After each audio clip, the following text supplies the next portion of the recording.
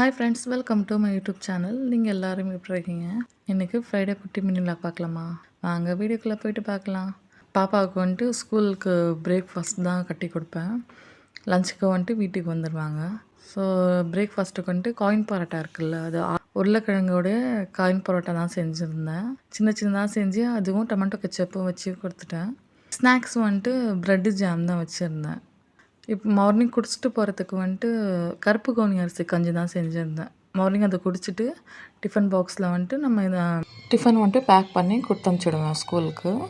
ரெண்டு காயின் பரோட்டா சூப்பராக இருக்கும். அது அப்படியே சாப்பிடாம திரும்பி வந்திருந்தாங்க. மார்னிங் எழுந்திரிச்சு செய்கிறது இல்லை, அவங்க சாப்பிட்டு வந்தால் தான் ஒரு திருப்தி. அதை சாப்பிடாம அப்படியே கொண்டு வருவாங்க பாருங்கள். அப்போ பார்க்கும்போது கோபமாக வரும். ஒரு பீஸ் கூட சாப்பிடாம இருந்துச்சு. டிஃபன் பாக்ஸே ஓப்பன் பண்ணி பார்க்காத மாதிரி.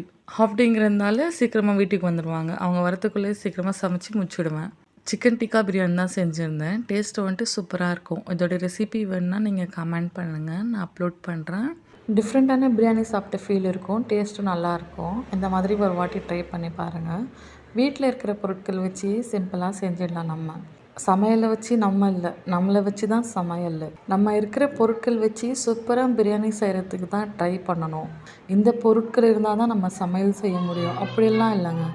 நம்ம இருக்கிற பொருட்கள் வச்சு சூப்பராக எப்படி செய்யலாம். பிரியாணி கூட இருக்கட்டும், எந்த ஒரு டிஷ் இருந்தாலும் நம்ம வந்துட்டு இருக்கிற பொருட்களை வச்சு சூப்பராக செய்கிறது தான் நம்ம ட்ரை பண்ணணும். டேஸ்ட்டு வந்துட்டு நம்ம செய்கிறது பொறுத்து தாங்க. நம்ம வந்துட்டு எல்லா பொருட்களும் சேர்ந்து பண்ணாலும் சில சமயங்களில் வந்துட்டு சரியாக வருது. சில சமயங்களில் பாருங்கள், எந்த ஒரு பொருள் நம்ம சிம்பிளாக செஞ்சாலும் டேஸ்ட்டு சூப்பராக வரும். என் சேனலை சப்ஸ்கிரைப் பண்ணி வச்சுக்கோங்க.